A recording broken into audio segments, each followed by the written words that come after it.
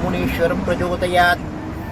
ஐயாவை புரிஞ்சுக்கிற பக்குவம் நம்ம யாருக்குமே கிடையாது. அது ஒரு மகத்தான சக்தி, காற்று மாதிரி சக்தி. நான் ஏற்கனவே சொன்னேன், முனீஸ்வரர் ஈஸ்வர பட்டம் 2 பேருக்கு மட்டும்தான் உண்டு. ஒன்று சனீஸ்வரர், ஒன்று முனீஸ்வரர். ஏன்னா அவங்க கரெக்டாக இருப்பாங்க. எந்தவித பாகுபாடும் அவர் யார் கும்பிட்டோமோ அவர் காப்பாற்றுறது தான் அவருடைய சக்திமயமான வேலை.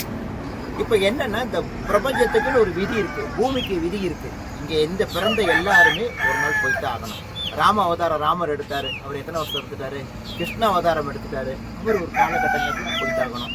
அதே மாதிரி மரமோ செடியோ கோழியோ குஞ்சோ யானையோ டைனோசரோ எதுவாக இருந்தாலும் இந்த பிரபஞ்சத்து விதிக்கு கட்டுப்பட்டு தான் ஆகணும்.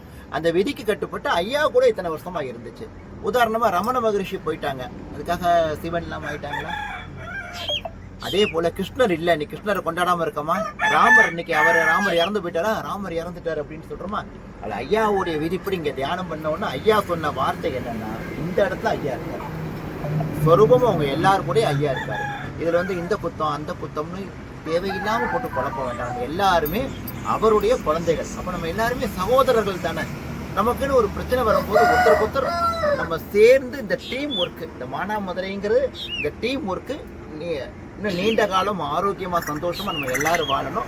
ஐயாவுடைய உத்தரவு இப்ப என்னன்னா, நீங்க வசூல் பண்ண காசுல இந்த மரத்தை எடுத்துட்டு மறுபடியும் இந்த கொப்பை இங்க ஊனி வைக்கணும். மறுபடியும் புத்தம் புதுசா வரும். புத்தம் புதுசா வர்றது மரம் தானே ஒழிய ஐயா கிடையாது. ஐயா இங்கதான் இருக்காரு.